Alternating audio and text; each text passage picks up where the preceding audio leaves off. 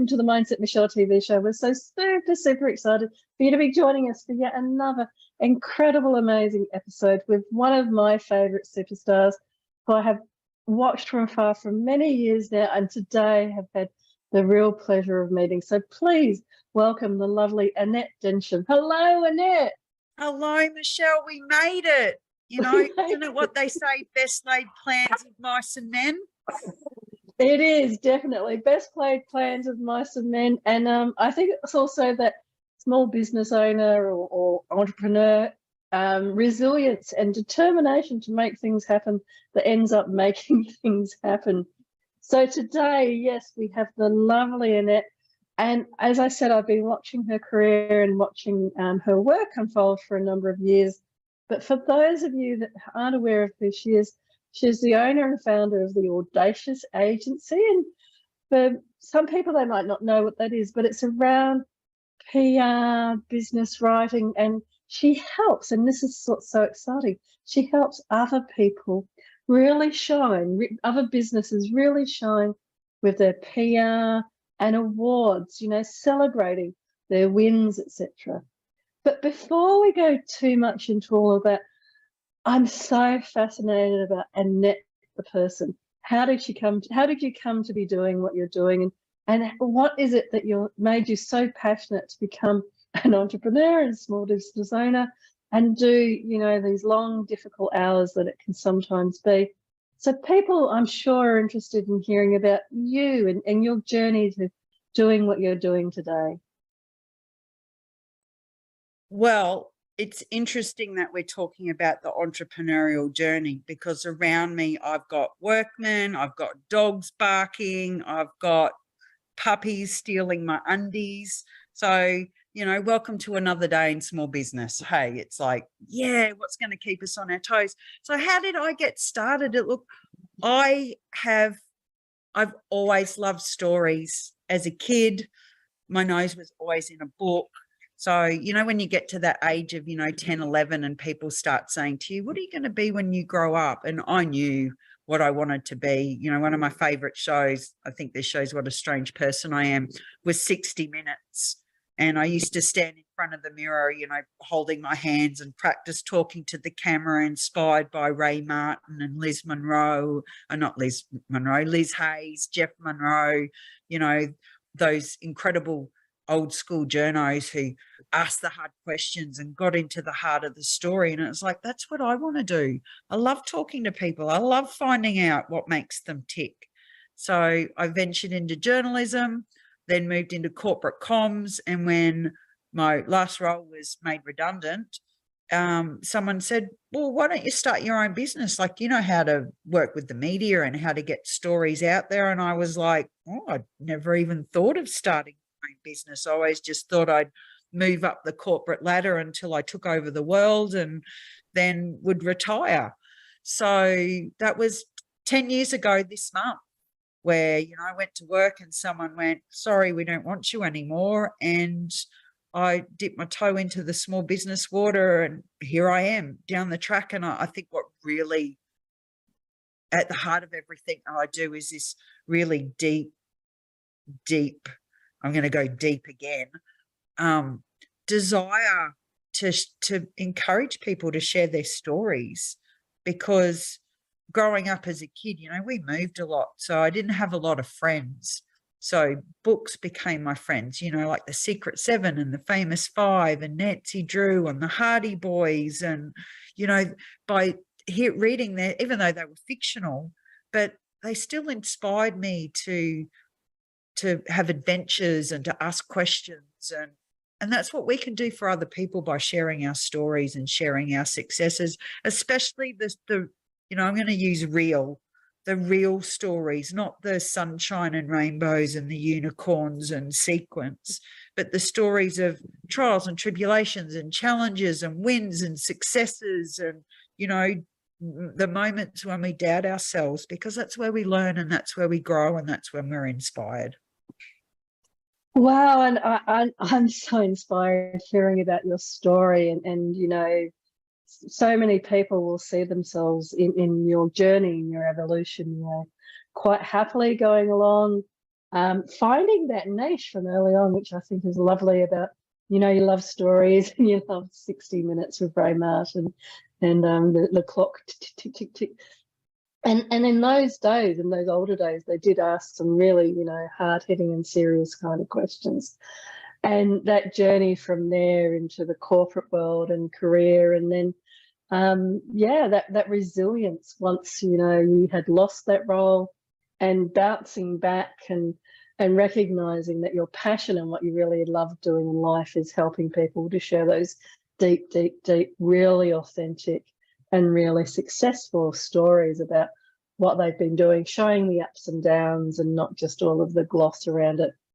With all of that wonderful and extraordinary in many ways understanding of yourself and understanding of your journey, and then helping others to share their journeys too. Annette, what do you think today? What does success now really mean to you? With so much success in so many areas and so many different awards, what does success now mean to you? Such a good question, isn't it? Because, everybody's got a definition of different definition of success. But for me, success is really about waking up in the morning and knowing I'm happy, I'm healthy, those around me feel supported and cared for, that, I'm doing the things that I love to do. That's success. I'm not forced to go to a job that I hate, or, I get, even though small business is challenging, it's my choices and my decisions that dictate my life and my future journey. So, I love money. Money loves me. Do you hear that, universe? Money loves me, but it's not my driver and it's not my definition of success. I think, when I'm lying in my bed, when I'm 104 years old and, I'm reflecting on the end of my life, it won't be how much money I had in the bank. It'll be the relationships that I had with my family. It'll be the relationships that I have with those in my community and the people who are special to me that personify success. That also, that when I'm gone, that people cry and they wail and gnash their teeth because I'm no longer on the planet. You've made an impact. Exactly. They look at all of the awards and they have those memories and those stories. It's not like you're saying the physical award or the physical money. It's the relationships and the stories behind all of that. Yeah. And I love that you recognize that it's you're still busy, and it's still very, very busy as a entrepreneur, but it's your choices and your decisions and that health and happiness and the support around you are really wonderful, and full is the word that comes to mind. Full look and view of what success means to you. With all that you do and helping people so much to be in the public eye, and it's not always that comfortable, I know, for people. There's still many people that would rather die than be in front of other people presenting.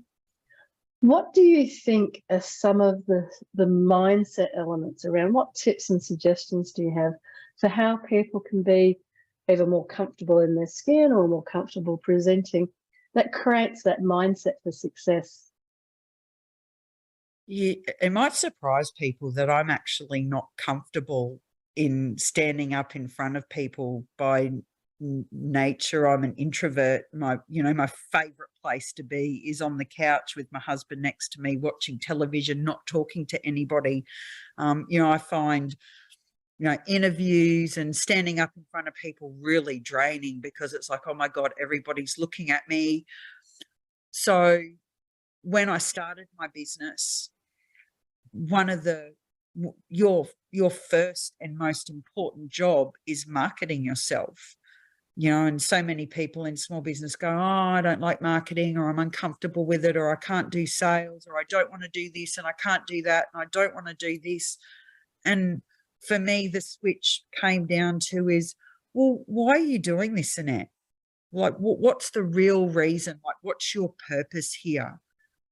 And my driver is to help others share their stories, because stories are important. It's what connects us. It's how we learn. It's how we grow. It's, you know, what brings us together.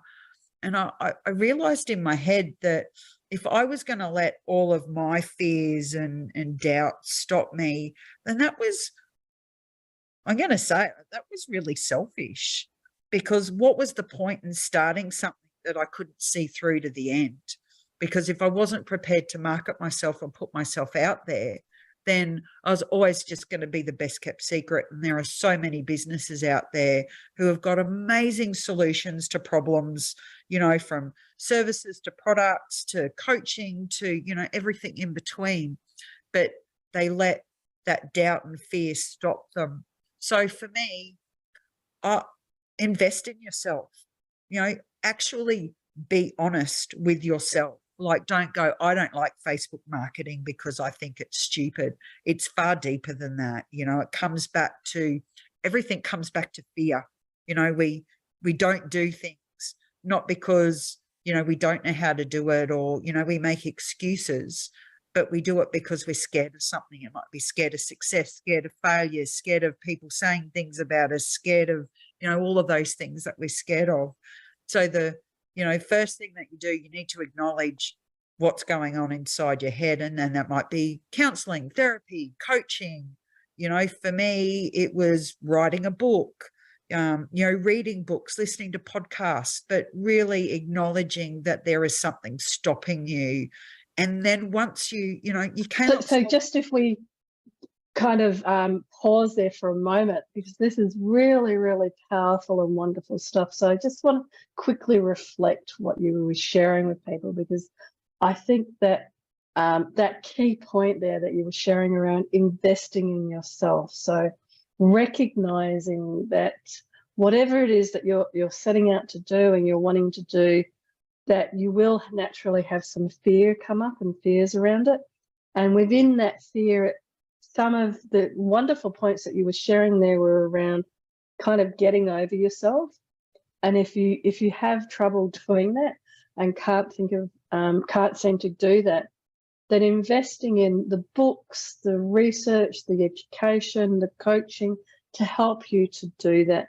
And I think, and sorry to interrupt, but I think that these are really important points to kind of pull out of what,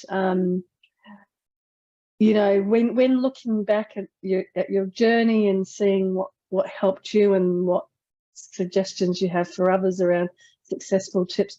These are really gold tips, you know, recognizing that you're more comfortable on the couch with the husband, but that for your business, and to share the message about your business, to share it in a way that people are listening and hearing, means being extrovert, means being high energy, and all of those things, so that people hear it. And so that journey, I love how you're sharing this journey, that journey from the couch to sharing that high energy and that extrovert, takes things like self-reflection, reading books, doing courses, and some coaching. I think that these are really wonderful insights that you're sharing. Thank you. Like I truly believe that unless you acknowledge what the problem is and you're honest with yourself, is that that mindset will, you know, finding the right mindset will always be a challenge for you, because you're never addressing front on what the real problem is. And I think that is a foible of being a human, is that we try to blame everybody, we try to renege our responsibility, we try to find every other single reason not to work on ourselves. You know, it's the reason why, you know, when people, you know, have a terminal illness, then all of a sudden they change their life and they're eating the right foods. Why don't we do that like before it happens? You know, we seem to have to wait till we're in pain to make changes. So I always encourage people, just look at yourself in the mirror and be honest with yourself for the first time in your life, because when you do that, oh my God, it's incredible what can happen for you. And you know, I'm not talking, it doesn't have to be, oh, you're going to earn $1 million. It's about that satisfaction and that comfort that you find in being yourself. And I think that's the most wonderful thing I love about my life at the moment, is that for the first time in 53 years, I actually, it's not that I don't care, but I just show up as me. I just, you know, I make inappropriate jokes. You know, I swear a lot. I'm being very good today, Michelle. I just thought I'd let you know. I own my mistakes. I take responsibility for the things that I stuff up. But it feels good because I'm living congruently with what I think of myself in my head and what I'm reflecting from the outside. So if you're struggling with any facet of business, you know, it will always come back to you. And I say to people, there are so many tools that you can use to grow your business, to grow your mindset, to do all of the things to improve. And the biggest tool in your business is yourself. And you just have to decide what type of tool you are. Are you a useful one, or are you just a tool who's getting in your own way? And I love that. Are you a tool that's supporting you to do your job, live your life, or are you a tool that is a blocker in a sense? And many people talk about imposter syndrome, self-sabotage, all of these different labels, if you like, or aspects around. I love the word you used there, which was congruent. So that congruency, which I know from my experience, and I'm hearing from yours as well, can be, you know, a little bit difficult at first to kind of go, yeah, I need to own that. That is me. I understand this is who I am. But it's who you are at that moment in time. It's not, you know, fixed, you know, like you have 5 fingers or whatever. It's not a fixed, it's things that you can change. And that's what excites me in this mindset space, when people start to feel empowered and they know that, well, actually, I was on the couch and I didn't think that I could get out of the couch because I'm an introvert. And now I'm, you know, out here showing other people how they can go overseas and win awards. And, you know, that journey, you're such an example to many people of that journey. And similarly, the shift in that mindset comes from that beautiful word being congruent, recognizing I'm comfortable on the couch, but I'm more comfortable helping people to share their stories. And that's what I'm here for.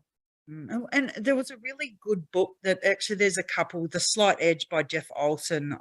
It was a real game changer for me, because we live in a world of instant gratification. You know, we've kind of forgotten that you have to put in the time and the effort if you want to lose weight, if you want to grow a brand, if you know you want to build a friendship, you know, if you want to train a dog, it takes time.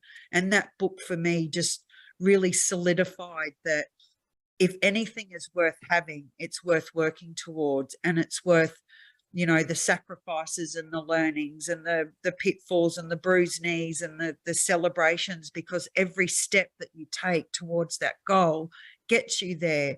But if you go, oh, this isn't working, it's taking too long, then you've kind of missed the point about life, is that, you know, nothing lands on your lap. You have to work for it. You have to put in the effort. And you've got to work on yourself.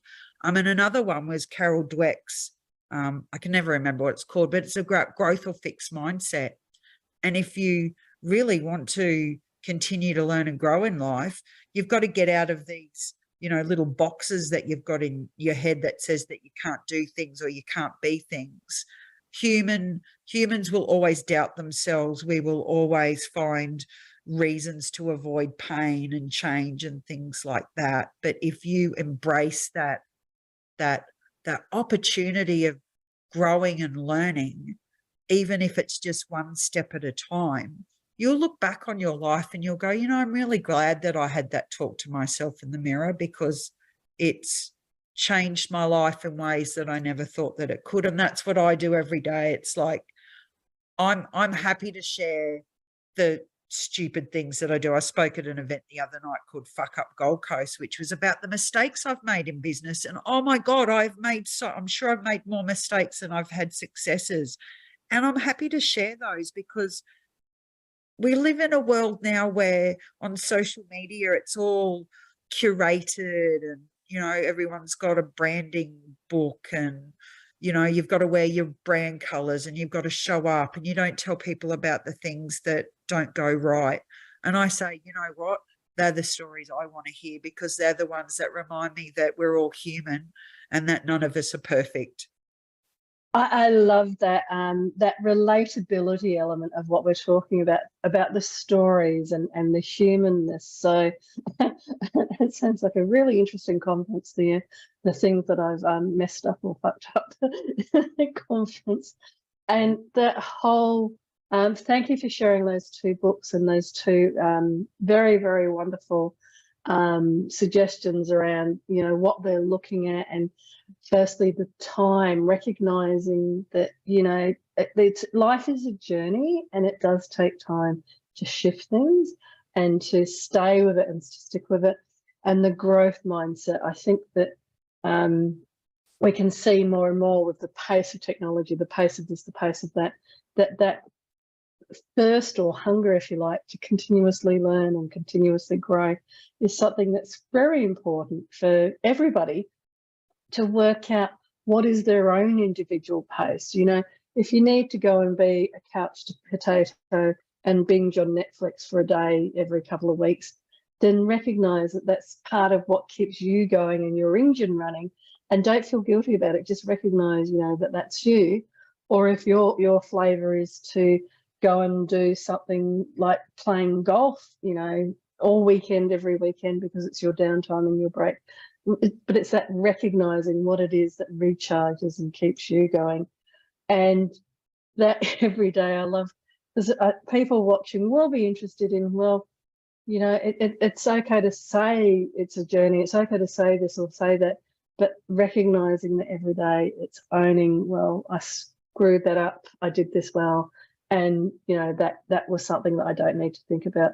In fact, Greg Norman, years ago, I heard when he was talking about at the end of his golf matches, and he played through each stroke in his mind at the end of the game to just kind of refine, well, I did that well, so I keep doing that, but I didn't do this as well, so this is what I need to learn from it. And I think that people doing that, you know, in their lives intermittently, reviewing, well, I did that and I screwed it up, so owning it, that was okay, and this is what I need to learn from is really important. Don't you find, Michele, that this pursuit of perfection, that I don't know where it's come from, is, I think it's one of the most damaging things to humanity that I've ever experienced, because it's basically setting people to fail from the get-go. You know, Stephen Hawking, you know, one of the smartest men on the planet, said for the universe to be in this place where it is and for us to have been created, there was a whole lot of things that went wrong. So he says, if the universe isn't perfect, why do you expect to be perfect? And it's like, you know, when you think and you ponder on that, you meditate on that, you go, oh, you mean it's actually okay to be flawed and to make mistakes. And, you know, I know when I worked in corporate, I always had a problem with you must be professional. And it's like, what does that mean? You know, like I'm not going to hit someone over the head with a brick because they annoy me. But, you know, how about we bring into it, why don't we run human businesses? Because as human beings, we need to remember and support each other and acknowledge that there is no perfection, that we make mistakes, that things go right, things go wrong. And when we can suspend that judgment and infuse more compassion into how we interact with each other, I think that we'll probably see a happier planet, because we're not all nitpicking at each other going, oh, you didn't edit that document properly, there was a mistake in it. And it's like, well, you know, like, is the world going to end? Is the sun going to crash into the earth? No, let's focus on what's important. And that's on, you know, lifting everybody up so that we can prosper and we can grow together. I sound like a hippie now. Well, no, you've moved on to one of my favorite parts of this topic, which is around kindness, because everything you're sharing about, you know, being human, not perfect, and, you know, that pursuit of perfect can be quite damaging. I'm sure you've seen many, many women going, well, I'm not going to look at women's magazines because they're just designed to make me feel bad about myself. They're actually not designed to show me beautiful things. They're all photoshopped, etc. So that they're showing an unrealistic view of people, of life, of this, of that. And so that's why I love, in a sense, this counter movement towards being more human, being more real, being more authentic. And for me, a big part of that is, yes, being kinder to yourself and to others. So recognizing that people have good and bad days. You know, they're not always going to be the perfect model employee, or you're not going to be the perfect model employee. You're going to have days where, you know, the kids make you grumpy, or, you know, your favorite soccer team won or lost, or football team won or lost. So recognizing that humanness is, you know, something that is really, I think, very important. With all of the success and with all of the global growth that you've had with Audacious, what do you think would be the number one thing in terms of creating that successful mindset that you might share with people about how they can do that for themselves or build that for themselves in their business? Well, Bear's just joined me because I feel he's got something to say on this.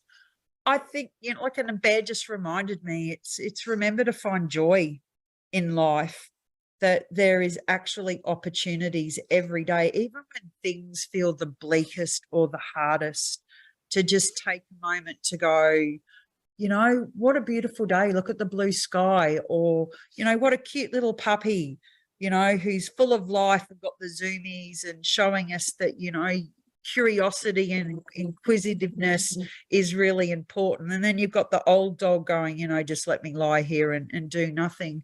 So I think that as we move through our days, is that, you know, just to remember that, you know, life is complex and it's never just one thing at one time. There's always lots of things going on and lots of ways that we can look at the world. And, you know, and I guess that, I'm not plugging here, but I wrote a book a few years ago called How to Eat a Shit Sandwich and Keep Smiling.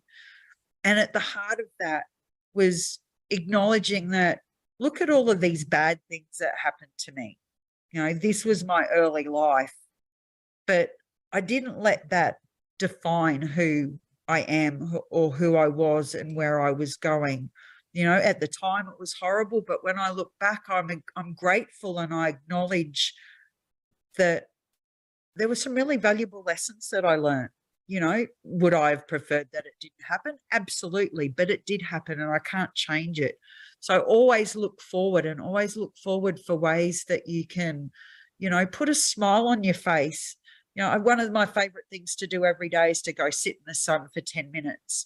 And I might poke my phone, or I might just lie there and I'll look at the clouds, or I'll listen to the birds, or, you know, I'll go walk in the garden with my shoes off just so I can ground myself and feel the earth between my feet, because it really is the simple things that remind you that life is worth living, and that all of that other stuff is just peripheral baggage that we carry with us. You know, we can choose whether we're going to let it hinder us or let it lift us. Wow, so truly, truly inspirational, and such beautiful, beautiful words there, Annette. And I'm sure people listening will be so interested and perhaps even want to reach out and hear some more, or connect with you some more. So what would be the best way for people to connect with you?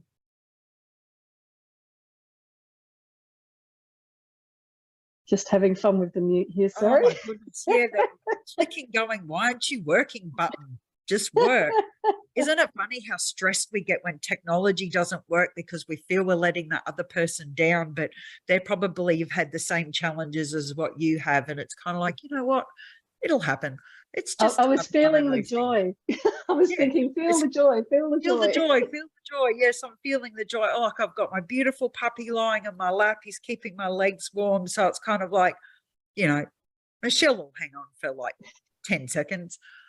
So how do people get in contact with me? Look, I'm all over Facebook. You just need to go and search Annette Densham. I'm actually fairly certain I'm the only Annette Densham on the planet. Oh, how cool's that? You know, I'm always up for a chat. You can connect with me on Facebook, and we can have a chat through Facebook, or have a phone conversation, or a Zoom conversation, or, you know, smoke signals, or carrier pigeon.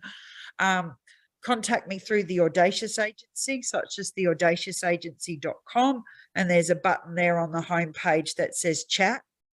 You can book in a time to have a chat with me, connect with me on LinkedIn. I'm pretty sure I'm on most of the social media platforms that are out there. Welcome to my puppy dog parrot. How beautiful. And the final question, because I can see that somebody wants more playtime. The final question for today is around, if you were to give your younger self some advice, what might that advice be? Oh, I think about this all the time. I love this question. I've pretty much written a book about it, but I think the most important thing that I would tell the young Annette is to seek advice, but listen to your gut, because not everybody has your best interests at heart. And quite often when people are giving you advice, especially unsolicited advice, it's more about them than it is about helping you. So take it with a grain of salt, weigh up the pros and cons, and then trust your gut, trust your heart, because you know what the right path for you is. You listening, Bear? What fabulous, fabulous advice. And Bear's at an age where I'm sure he's hearing the information, but it'll make sense to him a bit later. So seek advice from those around you, but trust your gut. Such wonderful, wonderful advice. And Annette, it's been an absolute pleasure having you and Bear on the show today. Yes, George was here too. There you go. There's George. He's just saying, Bear, stop annoying me, Mum. And it's wonderful. I really love children and dogs coming on the show as well. It keeps that joy, and it keeps it, we can't quite take the show out putting our feet on the ground, but it keeps it very real for me. So thank you, Bear, and thank you, George, for joining Annette on the show today. Thank you so much for having me and asking such wonderful questions. It's, you know, I'm really grateful because, you know, that little 10-year-old Annette who used to hide in the library from the school bullies, and because I was always the new kid, I think so, I still pinch myself to think that here I am. I'm running a really successful business. I've won awards. People want to talk to, people want to talk. Sometimes I still go, people want to talk to me, like they want to hear from me. And I had a lady the other day say, oh, I don't come up to you at events because, I find you a little intimidating. And I went, me? I said, I obviously need to tell you more poo jokes, because I'm not intimidating at all. I think that your perception of me is what's clouded the type of person I am. I'm always up for a chat. So if you ever see me out and about, please come and lick my face. Come and say hello, because I love people. And if I can inspire and encourage, or even just give you a hug, then please reach out to me. And what joy, and what a beautiful, beautiful, warm spirit there. So thank you again, Annette and George, and everybody else for coming on the show today. And to the viewers, thank you again for coming on the show. And it's been such an absolute pleasure hearing such wonderful, wonderful, insightful and joyful tips from the lovely Annette. Thank you, Annette. Thank you. And to all the viewers, thank you again for joining us today on the show. It's been such an absolute pleasure, and we love to get the feedback and hear from you about how much you're enjoying the show. But for now, from my heart to your heart, be great, be fabulous, and be you.